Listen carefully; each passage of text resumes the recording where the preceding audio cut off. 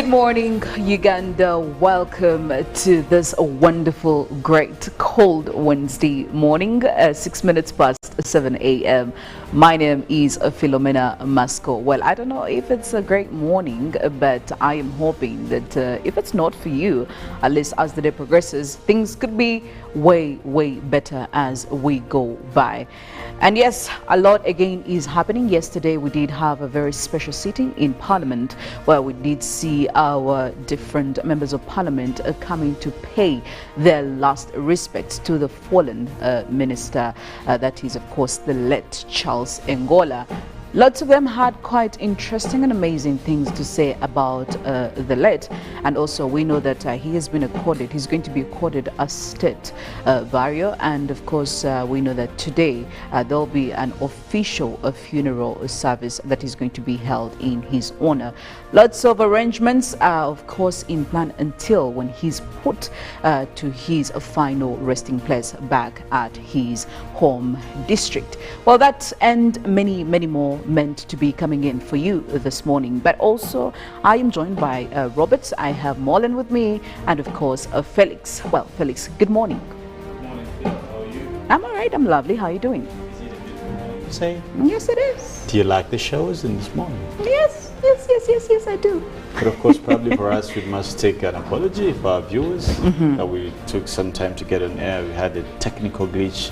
Robert calls it as the old man of the clan, he says.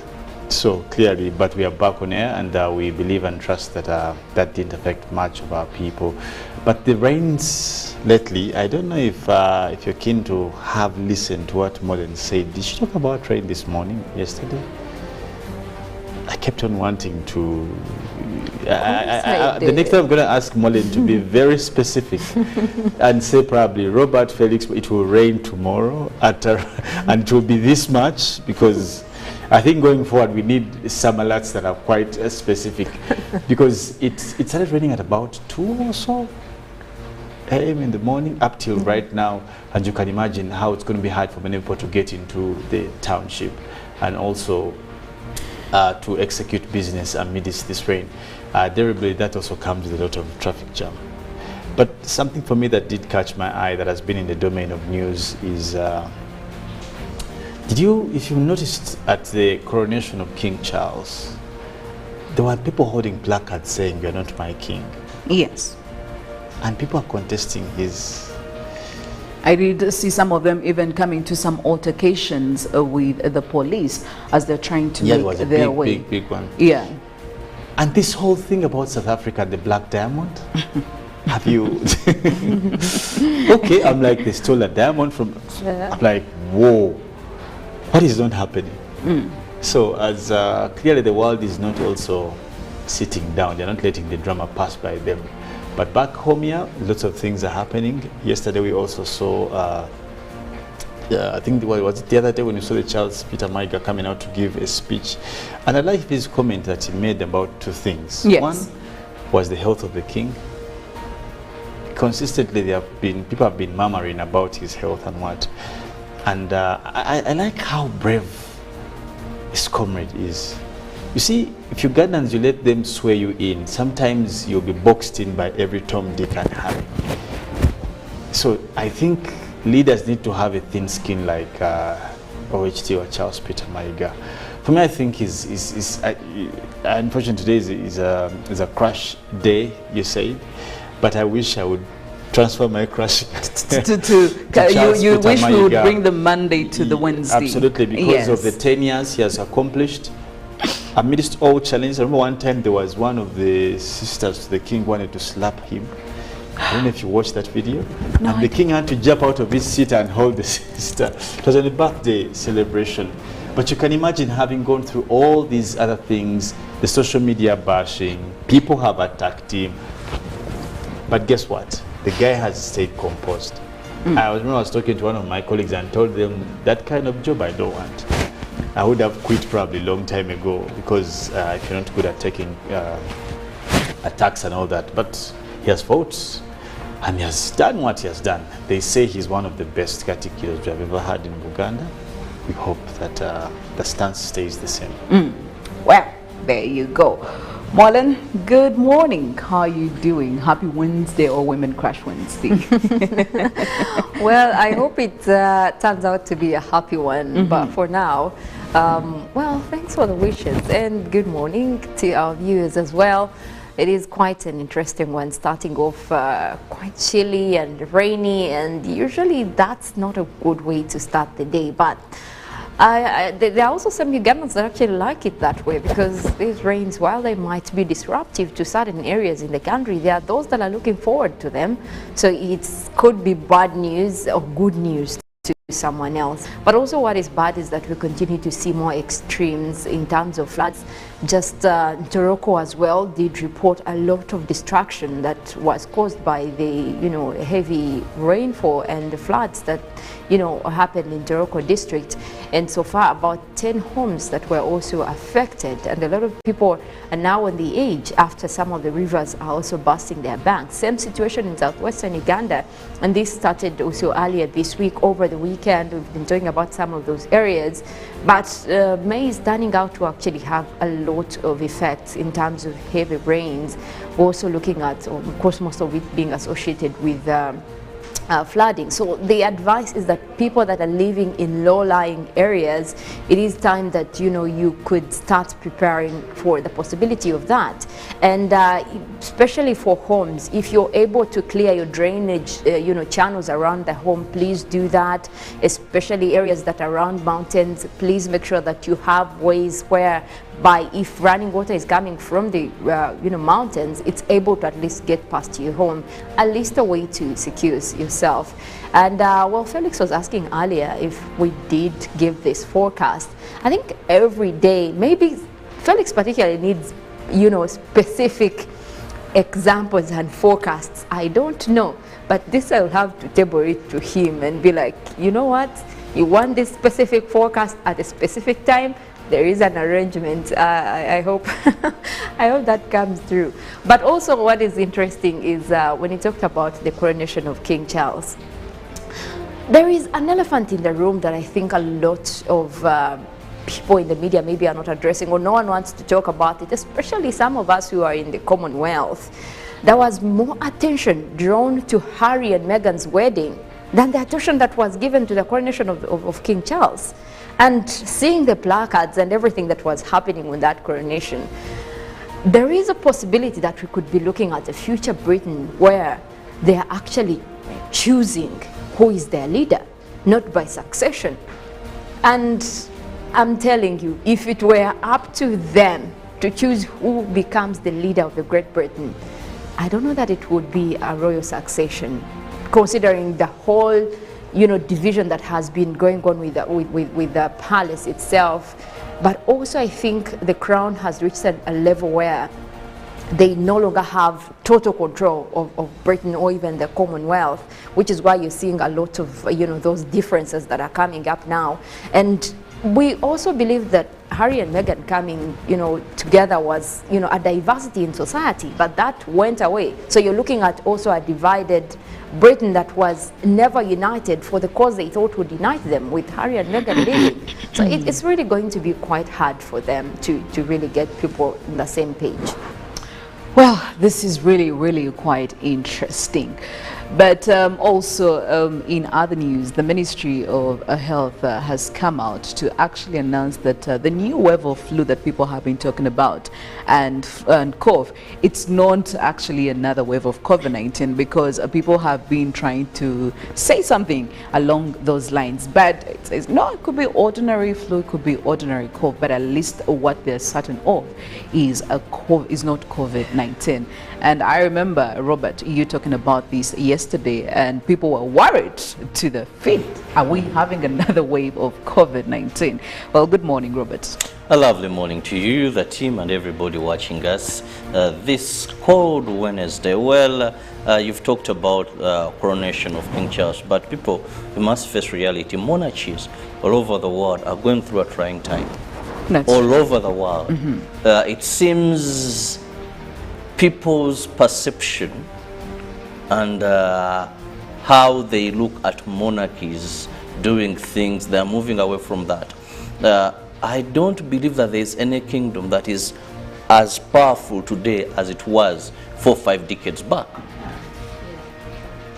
Globally, that it's more powerful now, or even as powerful as it was. Most of the monarchies are under threat. Modernity has moved in. The world has become a global village, and people are running away from that. So it's not only the challenge to the throne, that's the British, but everywhere you're going to go, even if you come back home here, you find that people, they would still do certain things, but how they used to embrace the love, the care, listening, the loyalty to these traditional leaders, it's not the same this time. There are things that once any cultural leader, or we call them any head of a monarchy, would speak, they would be done. Their comments you would never hear. Today they are left center and center and everything is happening. So the world, I want to predict that maybe in the next 100 years, they may not even never be there. Or even 50 years, you never know. But coming back home, yesterday, I want to believe each one of us have ever gone to apply for a visa to go to some country. So yesterday, I was somewhere and I watched these huge lines of people lining up. And I tried to ask, how many of these get these visas? So I felt there's certain things that I want to believe, in my opinion, this is my opinion, that they are broad day robbery. If on a daily you get about 200 people applying for a visa to a certain country, at the end of the day, half gets the visa, I think Parliament should come up with a law. There should be some refund. Because when you look at how people go to these embassies, some, I won't mention which particular embassy, but people line, make a corner, they're in the road, now they've even expanded the place. How much are these people paying? And when they don't get these visas, who gets this money? It's like people advertise for jobs, and then they talk about interview, some charges you have to pay for interviews.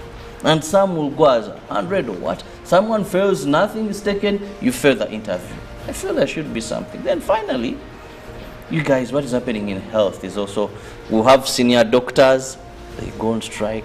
Now the specialized doctors are also on strike. And yesterday I was seeing a very annoying clip when one of their leaders said, I want to warn Subaru drivers and border riders, be very careful, because in case you get an accident, there's no specialist to attend to you. We've gone on strike. We have pre-medical interns, they are there a year plus, not deployed. So, and most of Ugandans, a big number of them run to these public hospitals. Because if you're to look at a cost of seeing a specialist in a private hospital, we all know you may have to pay a consultant, even just a doctor treatment outside. Yes. So I think there's need to prioritize. There's much that has been done, but we are still in a bottomless pit when it comes to health in our country. But here's one question I have. Do you think the strikes actually bring results home? Because how many strikes have we seen? This is not the first strike we are seeing being carried out by medical practitioners, okay? And I mean, they all have different categories under which they lie, but at the end of the day, they are all medical practitioners. Do you think these strikes will give them what they want? Because considering, you'd think if they would give them what it is that they're looking for, the first one probably would have been seeing results. But now we are, I don't even know, this could be the third, fourth, you know, is because there is now a repetition of the same strategy for them to get the attention from the people they want to get it. The complicity in the health sector is, you see, they have various groupings. When the physicians or doctors would say, went on strike, remember in the budget their salary was enhanced. But then you have a group of interns, you have pre-interns, you have senior doctors, you have now specialized doctors. So there are a number of categories there. I think what would be better, and when they had salary enhancement, it wasn't universal. It was a bit selective to specific categories. So now these ones are saying, no, if you increase salary of doctors, then also increase hours, but also pay for allowances and all this. So it's more dissected that unless you say, let's look at this in a wholesome approach, all medics, all people in this sector, let's increase either 10%. But when you look at now this sector, the other will stand up, then the other will react. It is so huge and very divided. And I think it needs a wholesome approach, not just saying, let's look at this specific group, then we shall go to this group, then the other group. But they have yielded, because we've seen some, after striking, government coming up and trying to help or come in and address and say something about it. Because now, for example, pre-medical interns, yesterday, there was information that there's now a policy, Ministry of Health is working on a policy and Cabinet will be deliberating on that policy on how to handle pre-medical interns. But they had spent a whole year, they will tell you, without any official communication. Well, I don't know, Felix, how do you feel about this? Well, of course, there's great need for us to cause apprehension into workers. Clearly, there's a lot of bastardization that has come with demised appreciation of workers in this country, and that's the argument we have been having time and again. And the adverse, abstract approach to salary enhancement. So it's generally still a problem, Philo. And not just in that sector, as Robert has said. It's probably a general problem. Wow, there you go. Anyway, there is lots making stories locally and internationally, going through some of what's been happening here home. Robert, what do you have? Well, I'll begin with the Speaker of Parliament and Parliament in general, where yesterday we saw the Speaker, Annette Mongi, who appealed to government to address the recent increase in the use of gun violence. This follows the recent shooting to death of State Minister for Labour, Colonel Charles Engola, and social media guru Ibrahim Tusubira, also known as Isma Olex. This concern was raised during a special sitting of Parliament to honor fallen legislator and Minister Colonel Charles Engola. Now, following the fatal floods in southwestern Uganda, where at least 20 people were reported dead, the president directed those 5 million to be directed, that 5 million shillings be given to each family that lost a person, and 1 million shillings to each family for the injured persons. The Prime Minister, Robina Nabanja, has chaired an inter-ministerial meeting to discuss the responses to be so far taken and to plan for the permanent solutions for these disaster areas. And moving on, regarding Toroko floods, Ministry of Water and Environment will look at the catchment-based approach, like construction of terraces to reduce the challenge of flooding in Rwenzori region as a result of River Sem Lakes bursting its banks, because protecting the river banks is not going to be the only ultimate solution. The Commissioner of Water Resources, Planning and Regulation, Dr. Chapastindi Mugaya, said government developed flood management strategy of having institutions come together and integrated water source management plan and catchment plan for the river is in Rwenzori region. Now, the International War Crimes Division in Kampala has issued criminal summons against sureties for Kaswija Shafik, one of the suspects in the Kawesi murder. Now, Kaswija Shafik disappeared and missed 6 court sittings, and neither does prosecution nor his relatives know his whereabouts.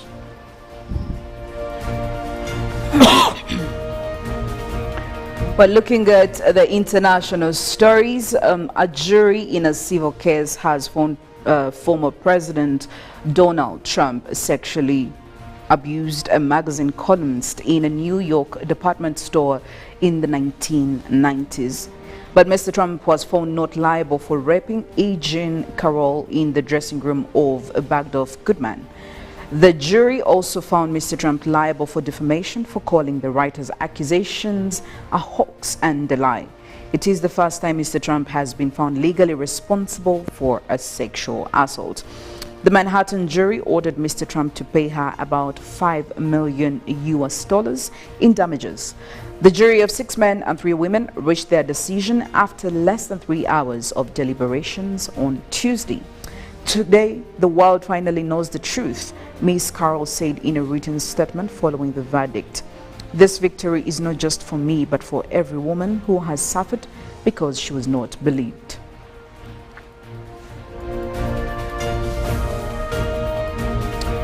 Now, violent clashes have broken out in Pakistan between security forces and supporters of former Prime Minister Imran Khan after he was arrested on Tuesday. Protests are erupting nationwide, and at least one person has been killed in the city of Quetta. The United States and UK have called for adherence to the rule of law. Mr. Khan was arrested by security forces at the High Court in the capital, Islamabad.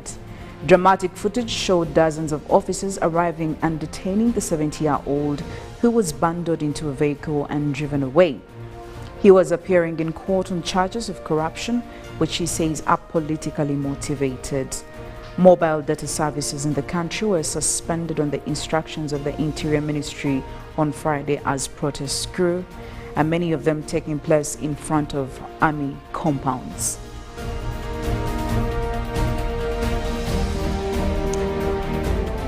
Away from that, 2 visitors and 2 security guards have been killed in a gun attack near Africa's oldest synagogue on the Tunisian island of Djerba. The attack took place during an annual pilgrimage to the island, which attracts Jewish visitors from Europe and Israel. A guard reportedly shot dead his partner before opening fire on visitors and security forces near the synagogue before being killed himself. His motivation was not clear. One of the visitors killed is a French national. 4 other visitors and 5 members of the security forces were injured. It is not clear whether the visitors were pilgrims visiting the Haribag synagogue. A video posted online that has not been independently verified showed visitors running as gunshots rang out. Now in climate news, back in Uganda, local governments across the country have set up September to put in place action plans to mitigate and adapt to the negative effects of climate change. The National Climate Change Act of 2021 mandates local governments to develop their own district climate action plans to manage the impacts by a way of planning and budgeting for development. Mr. Emmanuel Tenywa, from the Ministry of Water and Environment, that is the Program's Officer on Climate Change, explained that the arrangement seeks to customize and manage the negative effects of climate change in the respective area, since the problems are felt mostly by districts and communities. He said that the action plans are to curb the effects of climate change, and communities have a right to demand for plans and intervention to mitigate the effects of climate change on various sectors such as forestry, transport, agriculture, education and environment.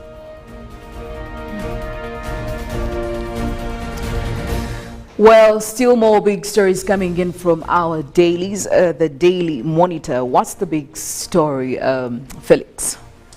In the Daily Monitor, a big story, Philomena, is definitely what did happen yesterday, where we saw the EC wanting to want prisoners, diaspora, to vote.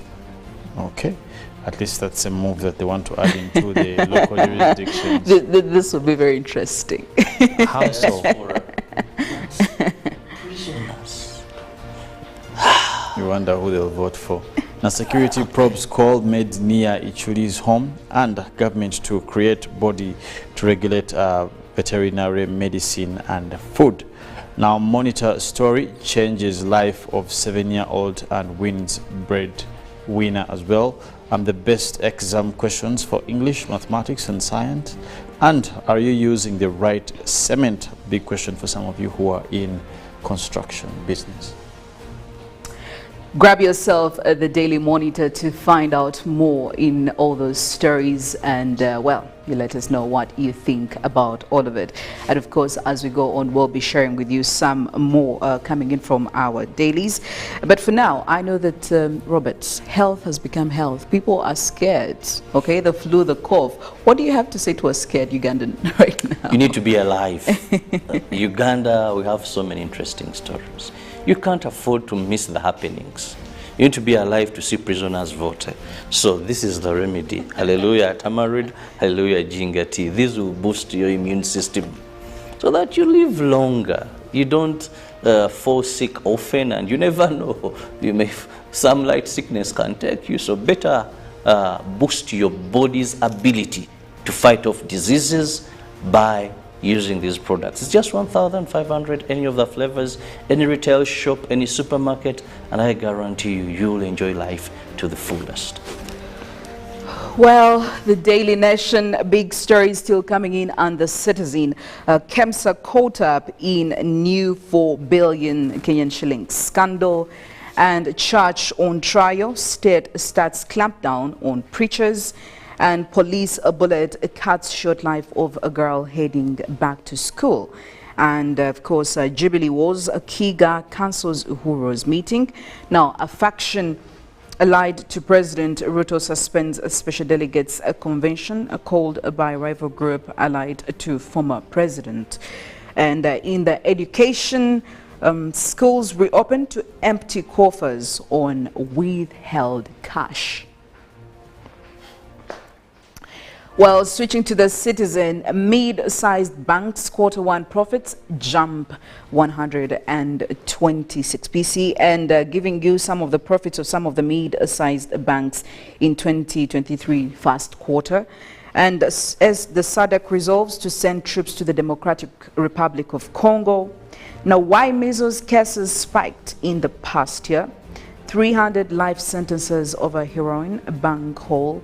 And looking at Sudan, General says open to any peace plan, of course, talking about the Africa conflict. And looking more into the national project of FCs out to boost the CSO's role in democratic governance. And Haki Emu outlines priority areas in education, of course, in terms of the national budget talk. So get yourself the Citizen, get yourself the Daily Nation and the Daily Monitor and the New Vision as well, to ensure that you get all these stories and more. Well, we still have a lot to unpack for you. We do have more coming in from weather, and later on we'll be giving you traffic reports. And of course, we still have a lot again to have a conversation with you, especially in the GMU agenda. So make sure that you are with us. Hashtag UBCGMU and 0709602592. Good morning. Live from UBC Studios in Kampala. This is Good Morning Uganda.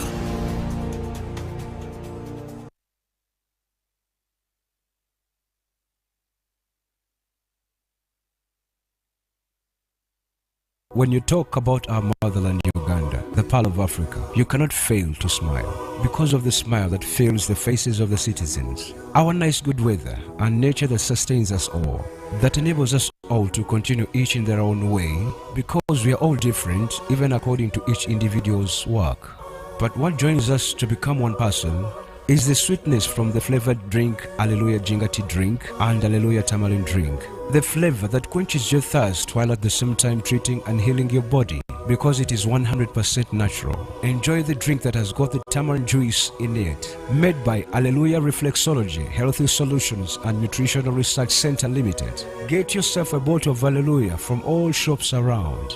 Glow as you are with the new Spark 10 series smartphone from Airtel in partnership with Tecno. Own the timelines with picture-perfect selfies using the 32-megapixel selfie camera, 256 GB storage, G88 gaming processor, and a strong battery to last the whole day. Tawakana. The Spark 10 smartphone comes with free 3 GB from Airtel and 100% bonus on weekly and monthly bundles every month for 3 months, so you can stay connected to a world of possibilities. Dial *100*5# to enjoy free data. The new Spark 10 is available in all selected Tecno shops countrywide. Airtel, the smartphone network in partnership with Tecno. Stop at nothing.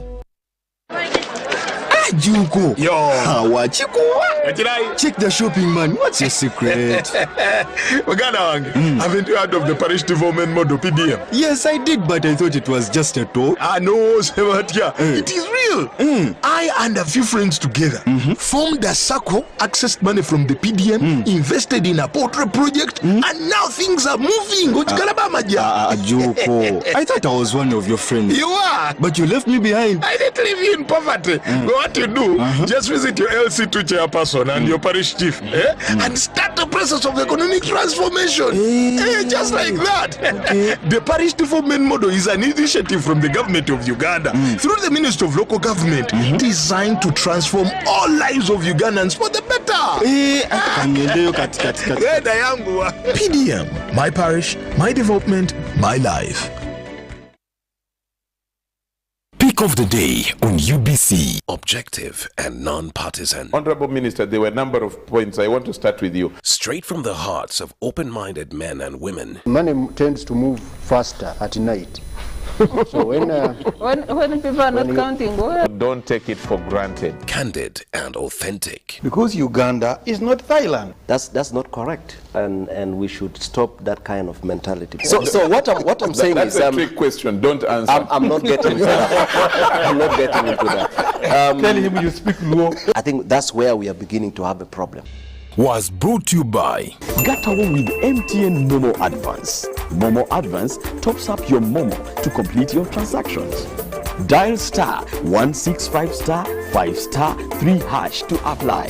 MTN Momo Advance is always available when you need it. This isn't just a girl. She is the future.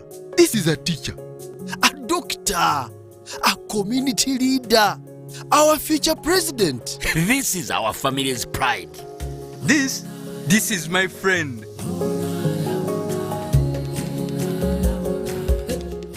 This is the future of our nation. She is the future of Uganda, and the policies I enact today will protect her from teenage pregnancy. She is the hope of our community, and I will talk to others about how we must protect her.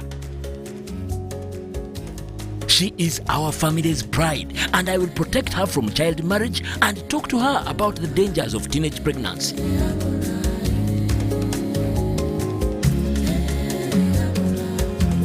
We each have a role to play in empowering our teenage girls to protect them from child marriage and pregnancy, because when we empower them, we empower our nation. Protect the girl, save the nation.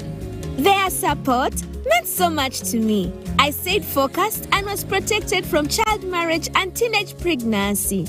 I will support other girls against child marriage and teenage pregnancy. Take action. Report any case of defilement or child marriage to the police or call Sawuti 116. This is a quick call. I'm almost out of minutes. Now, the center. Why rush through such important conversations? Airtel Uganda has made it possible for you to call across all networks in Uganda at the best rates with the new Bona voice bundles. Stay connected anytime, anywhere, with minutes valid for calls on all networks. Dial *100*1#. Select voice bundles and select Bona voice bundles today. Airtel, the smartphone network.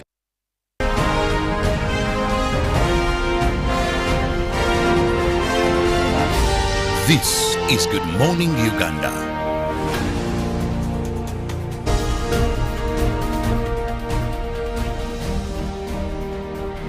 Good morning, Uganda, and many thanks for keeping it here at UBC, where we do inspire you. Now, this morning, we also want to look at what is happening on the roads.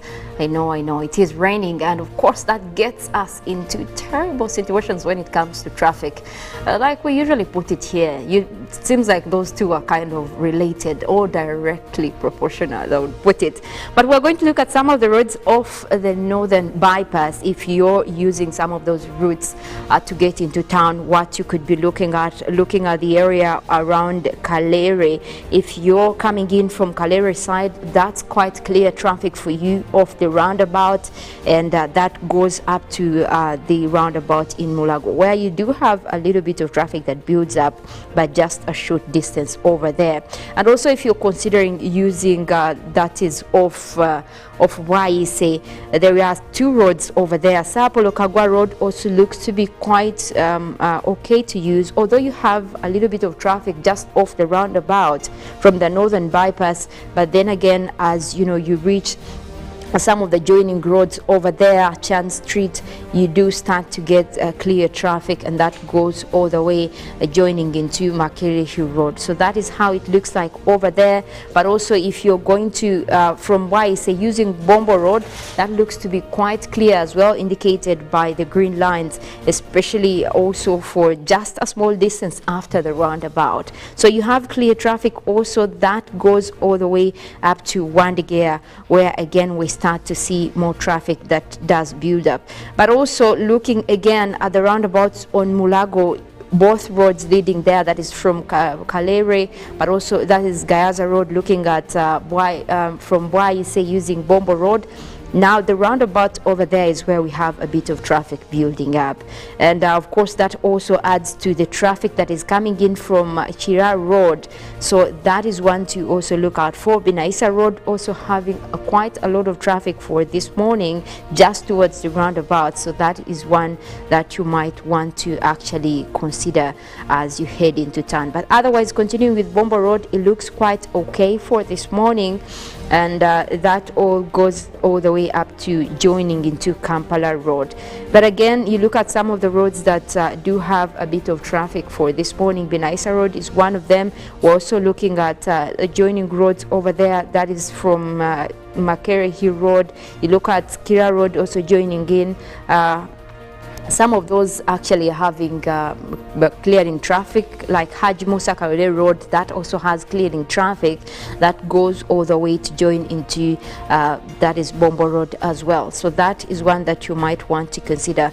Now away from that, you look at some of the roads off Bombo Road. Nakasero Hill Road looks okay for this morning with clear traffic indicated by the green lines. Also, if you're connecting Chadondo Road, has a bit of traffic just towards the intersection between Nakasero Road and Lumumba Avenue, but otherwise the other side of Chadondo Road looks to be quite okay. And you look at some of the roads also joining in, that is off Lumumba Avenue. You look at Peak Road, which looks to be quite okay this morning in terms of traffic, also with green lines. But then to the lower side, you do have Yusufule as well, that has also clear traffic, and that leads all the way up to the Kampala Jinja Highway, where we also have a bit of traffic building up, but that is towards the traffic lights over there. And of course, that is one that you might consider. But also, in case you're using the joining roads that is within the city center, you're looking at some of the roads that are clear. Nile Avenue is quite okay to use this morning. It looks like it's also indicating green lines, so meaning that we could be looking at clear traffic over that whole area. Now, away from that, we also want to look at the weather situation. We'll be looking into our satellites for this morning, tapping in from the EUMETSAT satellites overlooking Uganda. We still have a rainy system that is over the Lake Victoria Basin. Now, that is bringing rains, especially for parts of central Lake Victoria Basin, that is across Kampala, Wakiso, Entebbe, as well as parts of Mukono. Now, that also is extending to the eastern side of Lake Victoria. That means parts of Jinja, we could be looking at more rainy weather coming your way. For now, it's just cloudy weather, but that system seems to be headed your way and already bringing a few drizzles towards much of Jinja, of course, the surrounding area. Also, Kampala, we still have those rains in play. It looks like that is also continuous. It is extending towards the eastern side of Central. So that means areas of Luwero, Woblenzi, we're also looking at those rains for you this morning. And that system is likely to continue. If you look at that map over there, we're looking at where we have the red to orange, green colors right there. That's the rainy system that we're talking about. And right there, it shows over most parts of Kampala, that is Luwero as well, but also towards the lower side of Wakiso and Entebbe. Over Kalangala Highlands, we did start off with those rains earlier.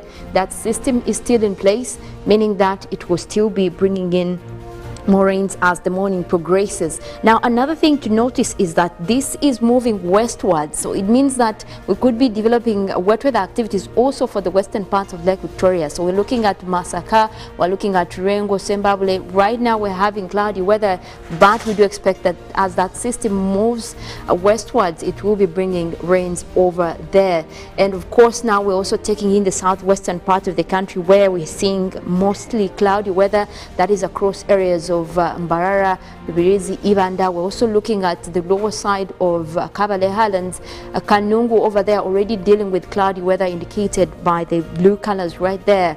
Now that seems to be dissipating for now. It's more disappearing westwards as well to the side of Congo, but that will leave mostly cloudy and a chilly morning for you over there. Otherwise, we could be looking at a clearing trend for southwestern Uganda today morning. As we head into the afternoon, we could be looking at a mix of clouds and sunshine.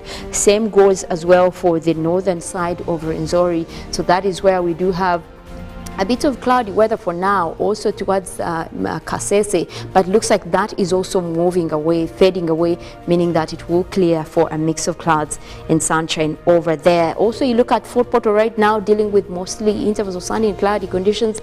We're also expecting that that will continue throughout much of today morning.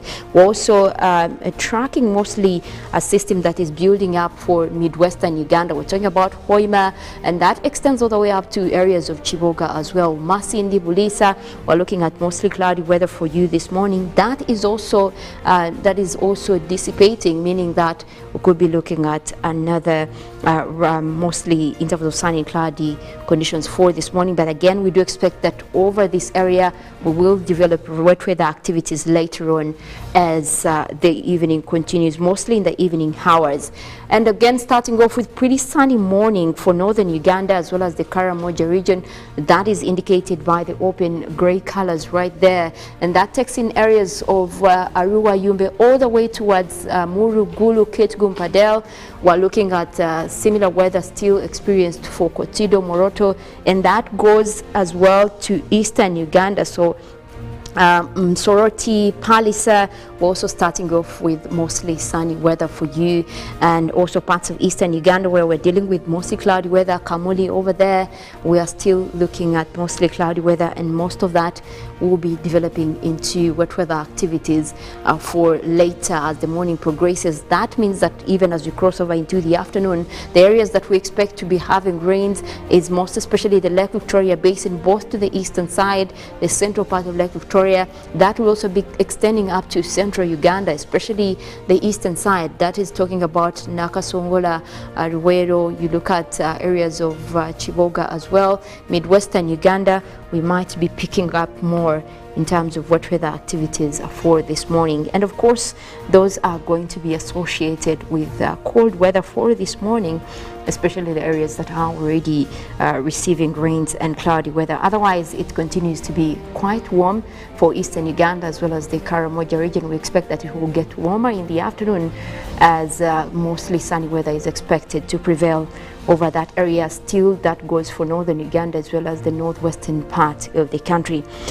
Well, that is all from the weather satellites for this morning. We'll be going in for Good Morning Uganda agenda that will be coming up right after this. Later than that, we'll also be looking into sports. And of course, we'll be bringing you Good Morning Uganda Extra at the top of the hour. Good morning.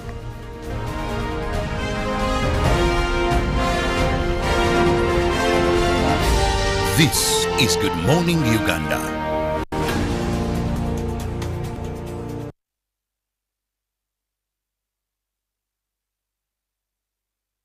Wakato, this is a quick call. I'm almost out of minutes. Now, so the center. Why rush through such important conversations? Airtel Uganda has made it possible for you to call across all networks in Uganda at the best rates with the new Bona voice bundles. Stay connected anytime, anywhere, with minutes valid for calls on all networks. Dial *100*1#. Select voice bundles and select Bona voice bundles today. Airtel, the smartphone network. Juko. Yo. Chikuwa. Check the shopping, man. What's your secret? Haven't you heard of the parish development model PDM? Yes, I did, but I thought it was just a talk. No, Sebatia. It is real. real.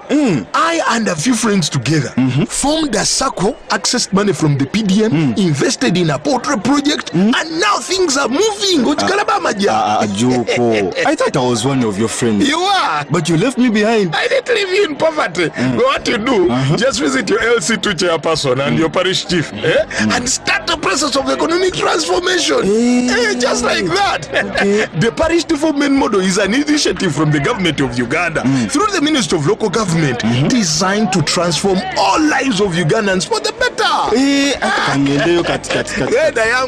PDM, my parish, my development, my life.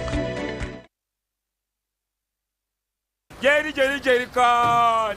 Jerry con. Hey, Master Blaster. Touch him, man.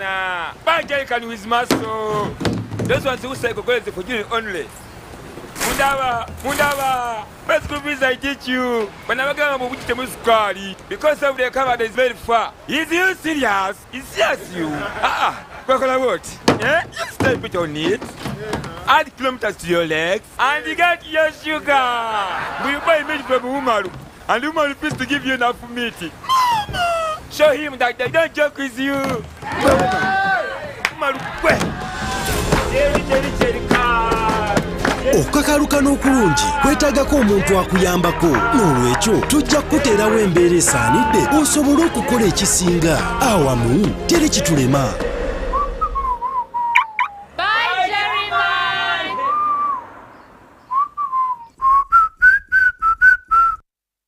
This isn't just a girl. She is the future. This is a teacher, a doctor, a community leader, our future president. This is our family's pride. This is my friend.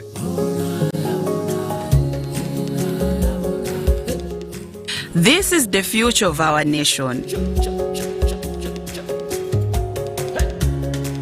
She is the future of Uganda, and the policies I enact today will protect her from teenage pregnancy. She is the hope of our community, and I will talk to others about how we must protect her. She is our family's pride, and I will protect her from child marriage and talk to her about the dangers of teenage pregnancy.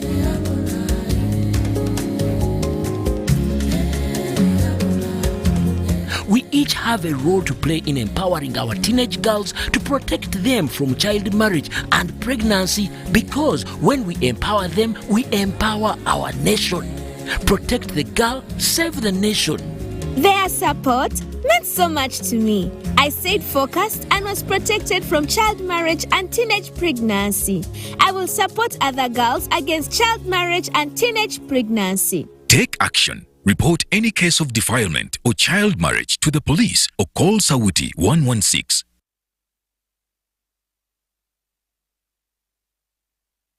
Pick of the day on UBC. Objective and non-partisan. Honorable Minister, there were a number of points. I want to start with you. Straight from the hearts of open-minded men and women. Money tends to move faster at night. So when people are not counting, don't take it for granted. Candid and authentic. Because Uganda is not Thailand. That's not correct, and we should stop that kind of mentality. So what I'm saying that's is a trick question. Don't answer. I'm not getting into that. I'm not getting into that. Tell him you speak low. I think that's where we are beginning to have a problem. Was brought to you by Gatawo with MTN Momo Advance. Momo Advance tops up your Momo to complete your transactions. Dial star 165 star 5 star 3 hash to apply. MTN Momo Advance is always available when you need it. When you talk about our motherland Uganda, the pearl of Africa, you cannot fail to smile because of the smile that fills the faces of the citizens. Our nice good weather and nature that sustains us all, that enables us all to continue each in their own way, because we are all different even according to each individual's work. But what joins us to become one person is the sweetness from the flavored drink Alleluia Jingati drink and Alleluia Tamarind drink. The flavor that quenches your thirst while at the same time treating and healing your body, because it is 100% natural. Enjoy the drink that has got the tamarind juice in it. Made by Alleluia Reflexology, Healthy Solutions and Nutritional Research Center Limited. Get yourself a bottle of Alleluia from all shops around. Glow as you are with the new Spark 10 series smartphone from Airtel in partnership with Tecno. Own the timelines with picture-perfect selfies using the 32-megapixel selfie camera, 256 GB storage, G88 gaming processor, and a strong battery to last the whole day. Towakana. The Spark 10 smartphone comes with free 3 GB from Airtel and 100% bonus on weekly and monthly bundles every month for 3 months, so you can stay connected to a world of possibilities. Dial *100*5# to enjoy free data. The new Spark 10 is available in all selected Tecno shops countrywide. Airtel, the smartphone network in partnership with Tecno. Stop at nothing. The Ministry of Energy and Mineral Development, under the auspices of the East African Community, will host the 10th East African Petroleum Conference and Exhibition 2023 from the 9th to the 11th of May 2023 at the Kampala Serena Hotel in Uganda. Take full advantage of the investment opportunities in the East African region's vibrant oil and gas sector. To find out more on how to sponsor, exhibit, or attend the 10th EAPCE 23, visit www.eapce23.eac.int.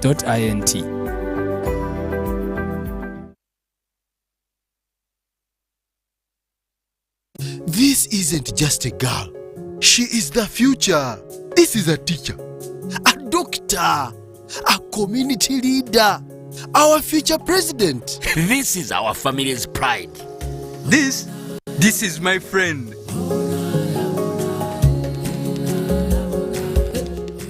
This is the future of our nation. She is the future of Uganda, and the policies I enact today will protect her from teenage pregnancy. She is the hope of our community, and I will talk to others about how we must protect her. She is our family's pride, and I will protect her from child marriage and talk to her about the dangers of teenage pregnancy.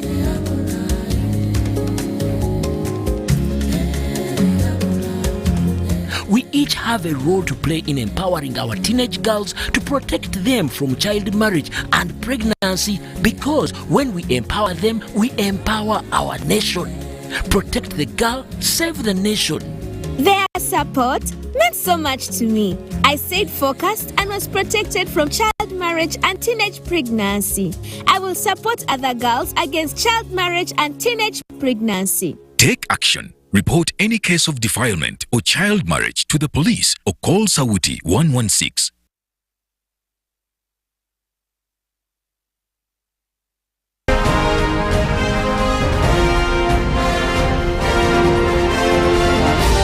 This is Good Morning Uganda.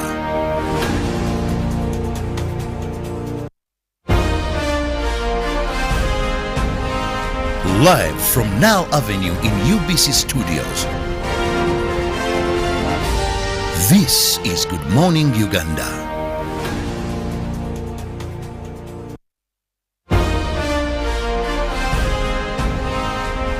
Live from UBC Studios in Kampala. This is Good Morning Uganda.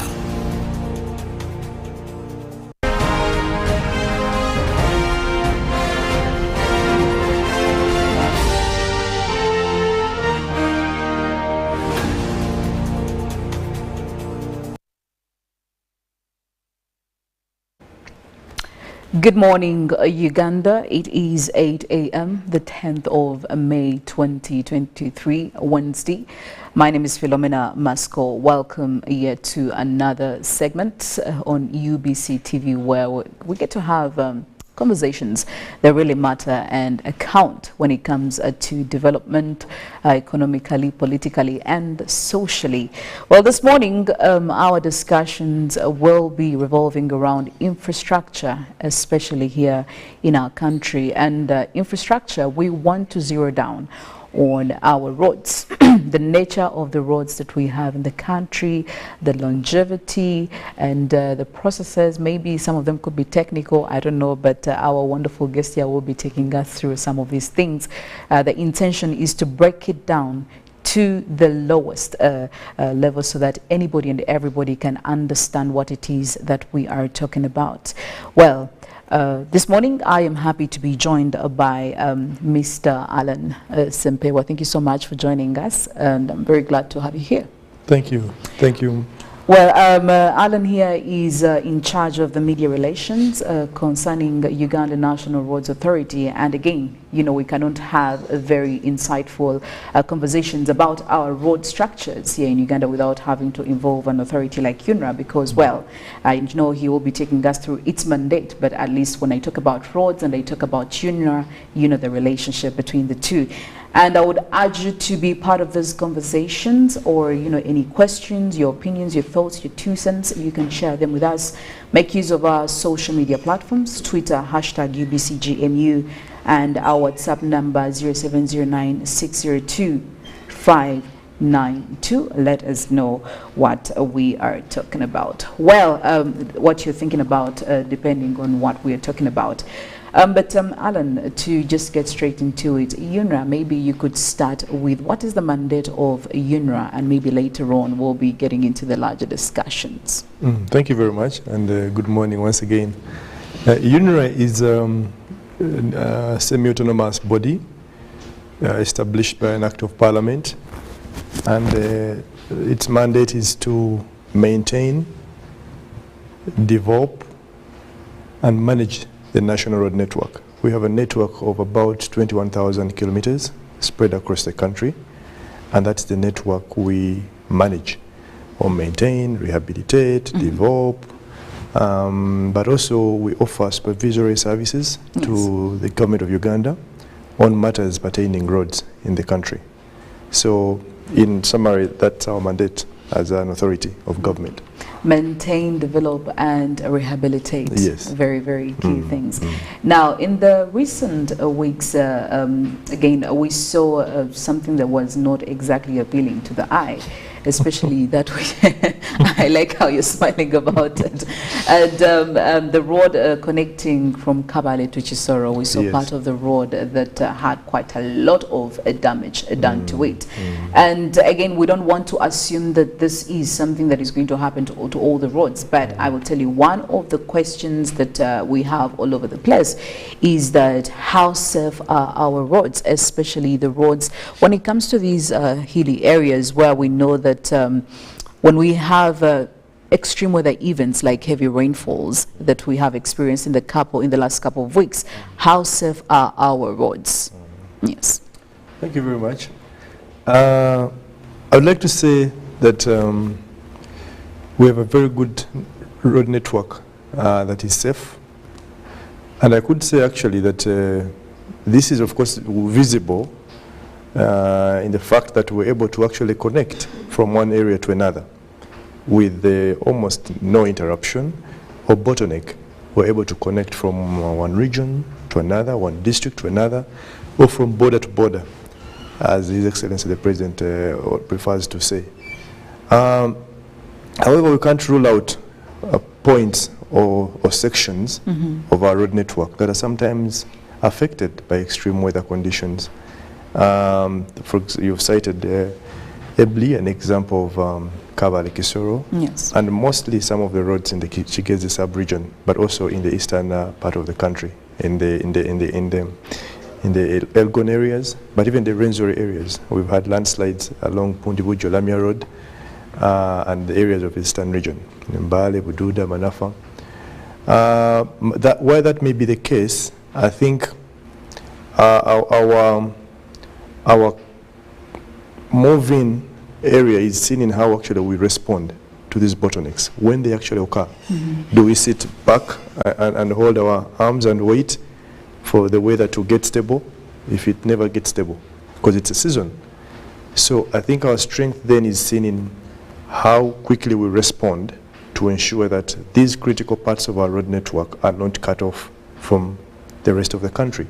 And this is what we're doing. We are intervening by way of emergency along Kabale Kisoro Road and several other parts of our road network that were affected by the rains recently. Or actually the rains are still ongoing, by the way, so we expect more. So ours is to be ready, available to respond on time whenever we have such a crisis. You've seen us intervene at the famous Rera along Masaka Highway.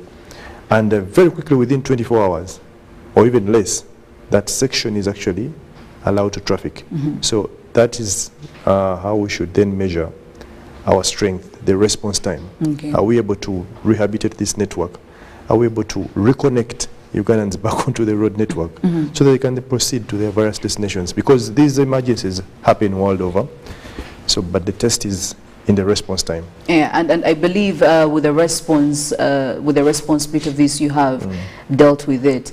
But now, and I'm glad you talk about Rela, because we've had on several occasions this happening, and I mean, people always joke about it, usually during Christmas time, and yeah, but is there a possibility of us trying to work on the before the after? Because I think, in my opinion, we could just break the cycle of having the repetition of such occurrences like this. So is there a possibility of us working on the avoidance as opposed to the prevention? Rather on the prevention actually, as opposed to, you know, the aftermath? Yes. I mean, rightly said. We have plans for rehabilitation of our road network. Areas that are low-lying, we have maintenance programs. We've built bridges to try and avert those bottlenecks. We have rehabilitation programs, roads that have actually lived their time or strength or shelf life, they are rehabilitated. We put a new overlay, like we've done on the Kampala-Entebbe Old Road. We also have plans for designing, or rather where we design such roads to prepare them for upgrading or development where we actually have bottlenecks. So those plans are actually there. Case for radar, for example, we actually know we have the plans. That area we know needs to be raised beyond the water levels, because what happens, it's now a low-lying area and we have settlements either side of the road, and you know it's in a Lake Victoria Basin. So when it rains, those waters actually come and hit the culverts, taking away the strength of those culverts, and ultimately they sink in and the road collapses. So we have a program. So this however is determined, the implementation of these programs are now determined by financing. Once we get financing, these programs are actually rolled out. Yeah, but REDA is not the only area where we've actually rolled out such programs. We've had along Kariro Padisa, we're intervening there with a bridge, Saka Bridge crossing. People actually used to lose lives along that area. Transport cut off completely. People would not connect from one district to another because of a large water stream, but we're actually intervening. So we have these programs available. All right. Now, maybe now getting to the technical bit, and again, this is where probably I'd expect you to really break it down. If you could take us through the process of having this road constructed, especially in areas that are areas like Kigezi region and Rela. Could you take us through the process? Like, we need to understand exactly what happens and why do the damages happen in these areas more often compared to these other areas? If you could take us through that process to get a clear understanding. Spot on, actually. Why in this area and on the others? Yes, yes. We give it up to the terrain of these areas. Kigezi region and Bale region, the Elgon areas, especially hilly or mountainous areas, those are actually badly affected. I mean, you may actually have a strong road of nature and magnitude, but with such forces of nature, because we are told actually those forces actually pull the surface. They keep the tectonic forces move underground, pulling the surface. So they can actually pull anything. So regardless the strength of the structure that actually have on board or around that area, those forces actually do disorganize or because of the nature of the terrain. And this actually happens not just in Uganda alone. When it happens actually in other areas, we see such disastrous consequences or impacts on the people, on the livelihoods, because people are cut off, roads are damaged, people lose lives, houses are destroyed. Yes. So yes, it happens, but it's unique because of the nature of the terrain of these areas.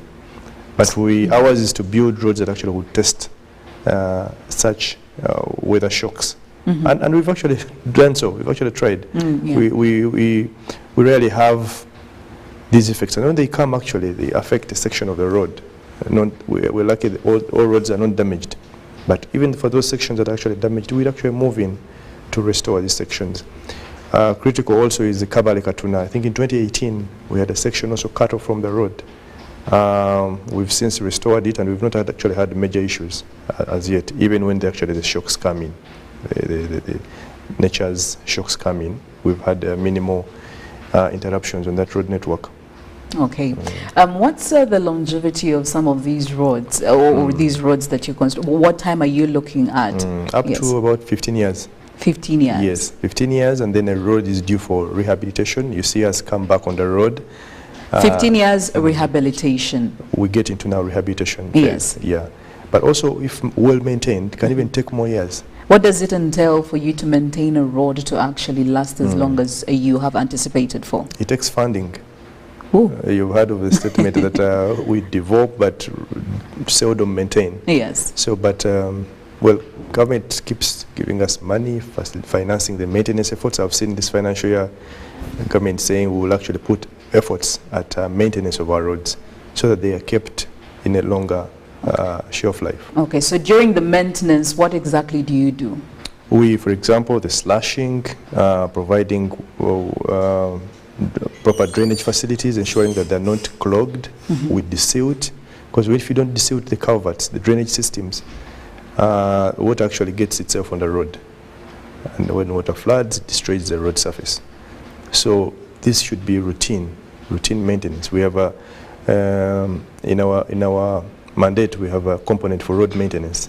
In fact, we have a department charged with the maintenance of our roads, both tarmacked, what we call the paved network, but those under gravel condition, or the maram network. So to ensure that they are motorable for gravel network, to ensure that even with no tarmac, people can cross, can connect to one area to another. Those for maram roads. But even those that are paved actually should be maintained for them to even stay longer, or else they will get destroyed. So we're routinely on the road, desilting the channels, cleaning the road, slashing the road to ensure that we protect this asset and so that we can have it for a much more longer time. Okay, so that works for all the roads that you have out there, the entire road network? Absolutely. Okay, but also what are some of the main huge challenges that you face, aside from, the budget? Because the budget, I can tell you that every government, ministry, department, authority, I think one of the topmost challenges is the budget. Yes, so aside from the funds, what are some of the challenges that you are facing, as you know? Okay. Several funding, yes, funding shortfalls. Otherwise would have probably the entire network well maintained or even covered with tarmac. We currently have about 5,400 kilometers of roads paved, and I told you our road network is over 21,000. So when you do the mathematics, you can see the balance that is not paved. About 15,000 of that is actually not paved, so it is in gravel condition. So then that takes me to weather conditions, especially around this period of time. As you know, when the rain's actually pounding, our network is heavily damaged. Yes. So that's the other challenge. And it strains us because sometimes it comes at a time when we have limited funding. You have seen government trying to intervene last week, promising over about Uganda shillings 3 billion to enable us fix these sections of on our road network that have been damaged by the rains. So that is also the challenge. The challenge is seen in when we're developing our roads, when we have to compensate or acquire land, because land belongs to people. Yes, the compensation has always been problematic. Absolutely. So it takes a bit a lengthy exercise, because you have to reach each and every person that is affected on the road network and ensure that they are fairly given their share for their property, including land and structures on the road. When we get there, actually, it's not as easy as it may seem. You find that actually there are disputes on what is seemingly a clear case, turns out to be a dispute. And that particular house is a dispute between family members on one single property. So that also delays us in acquisition of land. So we see our projects actually delayed. Recently, we're intervening along Namgong, around Chariwajara, Chida, where we've actually had to move in and take oversight because we already paid someone, and he chose not to leave the site, stayed in the house, Yes. continued doing business, but they've been compensated, fully compensated. So in such instances, we actually come in and demolish. In some cases, we get orders not to move in, not to proceed with the road. But over time, we've actually been able to maneuver, check, visit the courts. We do a lot of stakeholder engagement with different stakeholders. And that way, we've been able to reduce the load or bring down on some of these challenges, much as they actually still persist. But working with the courts of law, the judiciary, working with the local leadership, we're able to make way for land acquisition to be successful.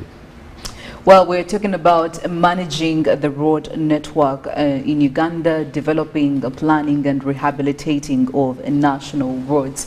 And of course, we have a representative from UNRWA representing, that is Alan Sempewa, taking us through some of the processes that the common man would never really have an idea about, aside from us demanding for better roads, because clearly that is something that as Ugandans we desire. And let us know, 0709602592 and hashtag UBCGMU on Twitter. There is a gentleman here called Kaga Thomas of Manyangwa saying, maybe you need to talk about the Gayaza Kalaji Road. He says it's in a very bad condition. What is going on with that? Are there roads that you have worked on? Are there those that you haven't worked on? And what could be the main issue? Are there some specific reasons as to why certain roads, again, away from funds? Yes. Yes, giving an example of Gayaza Kalaji is one of our roads that is paved. And like I said, over time, these roads deteriorate. Their shelf life begins to diminish. Yes. So what we do, we intervene by way of maintenance. And while we had funds challenges in the last financial year, recently we got financing for maintenance. And indeed, Gayaza Kalaji is one of the roads that is being maintained under that program. Our teams actually are on ground. They are managing the bottleneck sections. Yes. Challenge has been that we have to stretch to other parts of the country. So we're in Kalaji today, there's a crisis in Kayunga, we run to that place. But then we come back. So people should not be worried, should have hope that we're intervening. And they may have seen actually some of our efforts along that road, ongoing. So it's going to be, all those bottleneck sections are going to be managed. Okay. Yeah, they're mainly potholes. Okay. Yeah, forming up in the road. Do you have like a specific time frame in mind, on average, that I would be expecting to see some of these changes? Work's already ongoing. Like I said, we've been intervening in other sections because of the emergencies we have on our road network. But the works are ongoing, again, on Gayaza Kalaji. We have it planned for this financial year still, before it actually ends. Okay. It's been ongoing with the beginning of this year. I think around, work started around March. Okay. And that's still ongoing. All right. There is Michael here talking about what about the integration of UNRWA and Ministry of Works? And the worry here is that some of the responsibilities that have been carried out by UNRWA may get slowed down by this integration. Is this something that we need to worry UNRWA joining with Ministry of Works? Well, that's a cabinet directive on the merger and mainstreaming of government agencies. Yes. Again, I think I would have done a disservice to the Ministry of Public Service if I said a lot about that, because they have the work plan, they have I think the objectives of the rationalization have been stated to cut on wasteful expenditure, to ensure that government resources are optimally utilized. So that is still a decision for public service and by extension cabinet to take a decision. For now, we have a mandate. We are working. Our mandate has not been merged. And remember what our mandate is? Rehabilitating, maintenance development of the road network. Yes. That one has not been merged. So for as long as the roads are still there, we still have a mandate and we are working. Okay. Until maybe decision comes. But I doubt that decision will affect the mandate of maintenance, rehabilitation and development of the road network. Okay. Yes. So could you maybe take us through some of the new roads probably you're looking at developing? Yes. Okay. Currently we have about 800 kilometers of roads across the country under development. By development, I mean roads that were previously in a gravel condition, yes, or what I prefer calling maram, and are being upgraded to have a layer of what we call tarmac, asphalt, or paved network. So we have a total of about 23 road projects, and that's a total, like I said, about 800 kilometers across the country. We have in the west, Kunjiri Kanungu, up to the border of Uganda to Congo at Ishasha. We have in the Karamoja sub-region, we have Morotoro Kitanyera Road. We have Kapchora Swamp. You've heard Cheptegei talking about Kapchora Swamp. Yes. We've even connected that circuit that leads to his training facility. The project is ongoing. We have around here in the central, we have Najana Nkumbi Busabala Road project ongoing. Kiraka Sangati Matuga Road project ongoing. We have Busega Mpiji Expressway ongoing. We have about 23 road projects, like I said. Okay. Yeah, we publish a list of these ongoing projects on our website. If somebody is interested in getting the details, the finer details of the network, the connection, the funding partners, the cost, the contractor, we have published a list of those roads, those under upgrading, development, including ferries. If you need to know the travel times of our ferries, by the way, they are free of charge because they're extension of our road network. So they are free. We don't charge you to use our ferries across the various water bodies in the country. Okay. So visit our website. We have that list as well published there. All right. Yeah. But we're doing very well. I think we have the entire country covered. We have a road project going on across the country. Okay. And while we're at it, there's been a discussion about the economic returns of most of these roads that UNRA constructs. And I would love to know the economic value of the roads we construct, because you have a lot going on. Clearly, you have taken us through the entire road network that you're covering as UNRA, and clearly it's having a very good coverage. But what is the economic value of these roads? Because oftentimes, yeah, we've been debating amongst ourselves. When we construct these roads, then what next? I'm sure we have fundings, but some of these roads, I'm sure we use loans and all that. But what is the economic return on these roads that we construct? Yes. Thank you very much. I think that takes me to that discussion around economic returns really comes up much often. And before we develop in a road network or roads in our country, we have to undertake a feasibility study. This determines the economic rate of return of our roads. So we do not simply say, no, let's put a road there. I think we need to put a road here. No, we are guided by a study that is done prior or before commencement of any road project that guides on the economic rate of returns of our road network or the roads we're going to build. So I can tell you that these are also determined by the economics of that area. And government sees need to develop this area, a need to put a road also comes. But then it has to be guided by a feasibility study to indeed determine that we shall get our value for money. And we are actually getting value for money. I think one of our statesmen, Mahatma Gandhi, said that, I remember, on roads, he said that the development of roads is essential to the progress of the country's economy. Now, Mahatma Gandhi died in 1940, remind me. Well, around 1940s, 40 I cannot be so 45, certain. Yes. 6 or 8. But that was then, you can imagine. So, what did he see that we are not seeing right now?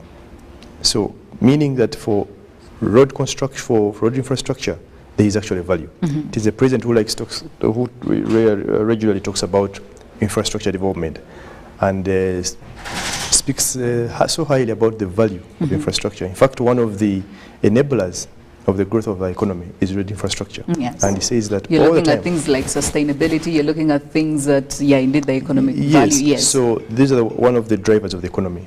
Why? Because they support the other sectors of the economy. One, peace. So without peace, do you have development?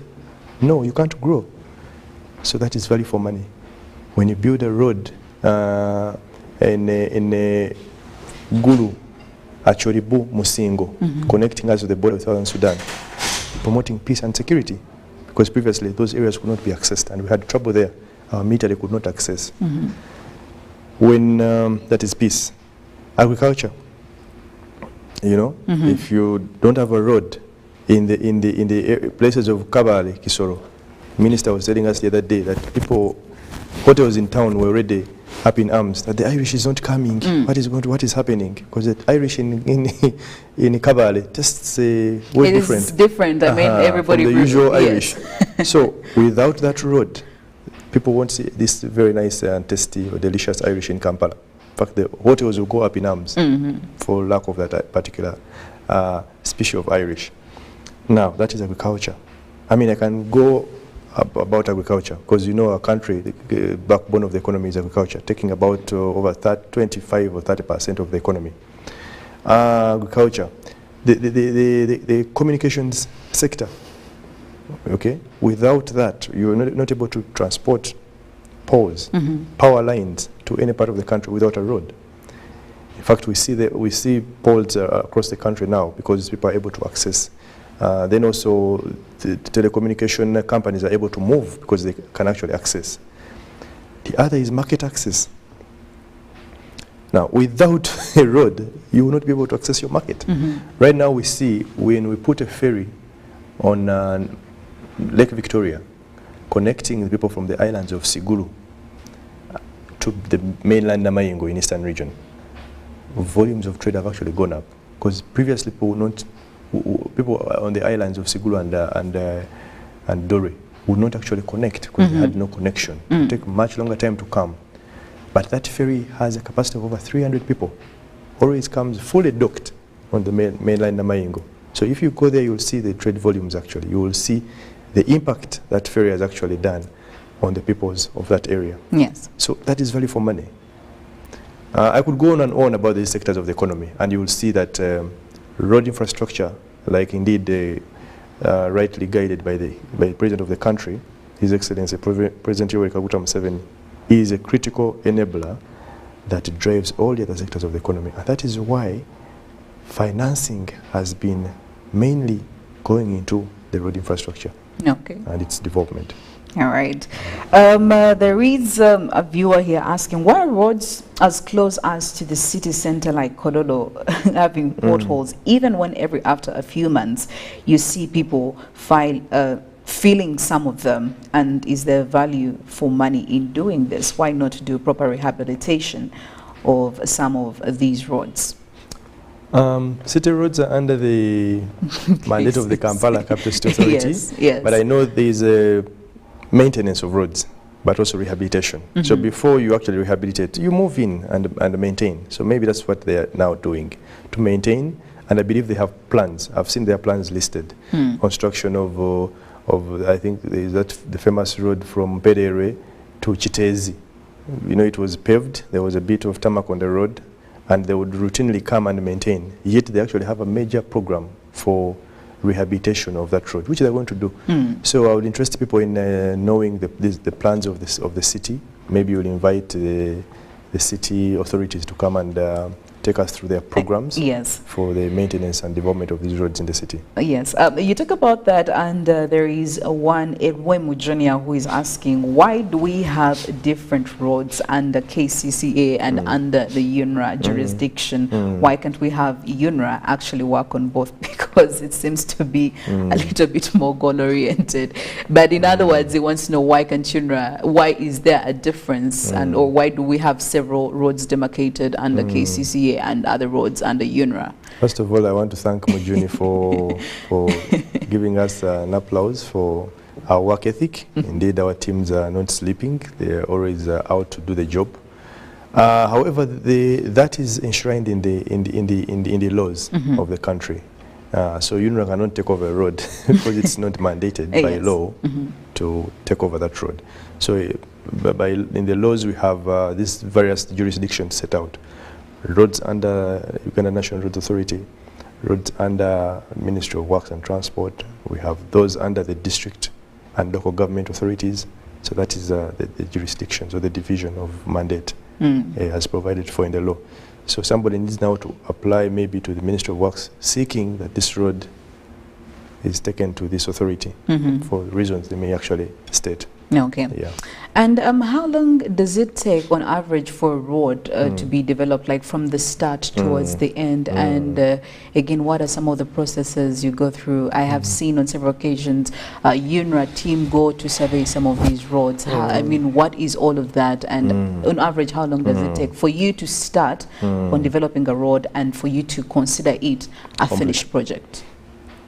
Average time for road upgrading, once the contractor hits ground, is about 3 to 3.5 years completion. Okay. Yeah. All right. So 3.5 years would expect. Yes, the road is complete. Okay. And we try as much as possible to push these contractors to ensure that they meet these deadlines. But even as they do, they give us something that is value for money and within time. Okay. Well, as we're coming close to the end of these, what would be your final shots on that? And maybe encourage Ugandans, because the worry is that we cannot be certain now that it's raining every now and then, floods hitting several areas. How sure can we be of our roads here and there?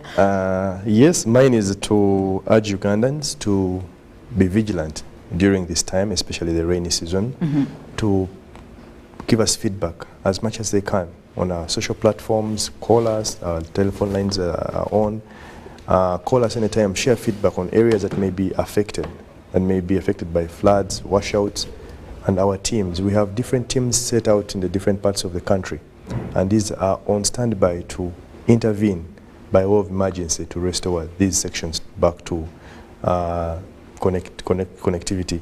We also encourage them to desist from using sections of the roads that have been that are under, emergency intervention, because they are unsafe. It's a site, for example, along Kabale-Katuna, rather Kabale-Kisoro Road. We're still intervening. Okay. It's not safe for usual traffic to use that section of the road. So we're encouraging them to use the available diversions during this time as we complete the works.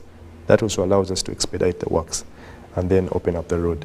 Okay. So we'd encourage them to be patient in sections where we are intervening by way of emergency. Lastly would be on road safety, to drive safely. Yeah, roads get slippery during this time, and if you're not careful, you can actually slide. If your car is not in good shape, you may end up having a dangerous accident. So we encourage them to drive safely during this time. You're not rushing anywhere. You will get to your destination. Better you get there alive than as a dead body. And we want them to reach their destinations alive. Okay. Yeah. All right. And these roads are meant to support them reach their destinations alive. So we don't want to reverse that you reach your destination dead. No, that's not the objective. Okay, well, you have to be very vigilant, and of course safety comes first. At the end of the day, you are in that vehicle, so you have to take caution and be very careful while at it. Thank you so much, Alan, for coming by. Hopefully the next time we are here talking, you'll be telling us some more new projects aside from what you have currently going on. Well, we'll leave it at that, but we have sports updates coming in from Ruben Mpima. Chividango later on will be having a Good Morning Uganda Extra with Kirabo. Robert, have a wonderful Wednesday and a productive one at that. I am Philomena Mastiko. Good morning, Uganda.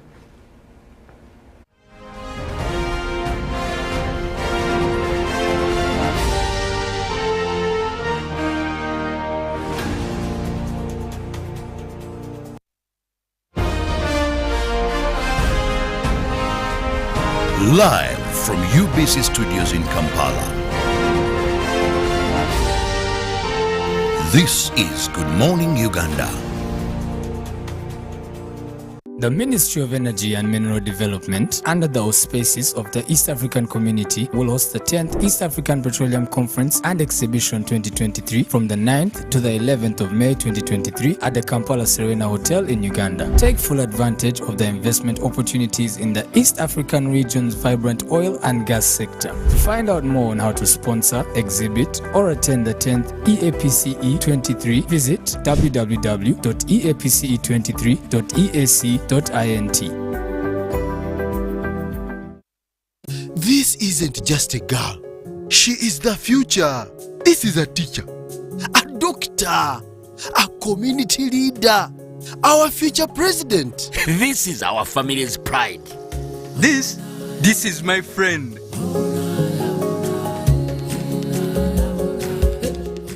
This is the future of our nation. She is the future of Uganda, and the policies I enact today will protect her from teenage pregnancy. She is the hope of our community, and I will talk to others about how we must protect her. She is our family's pride, and I will protect her from child marriage and talk to her about the dangers of teenage pregnancy.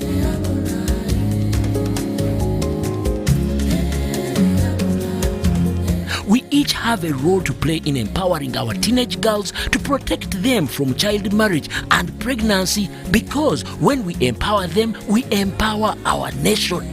Protect the girl, save the nation.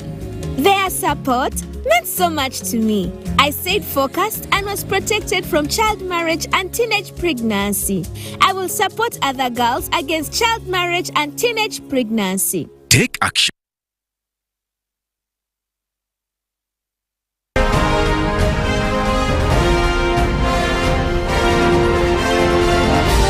This is Good Morning Uganda.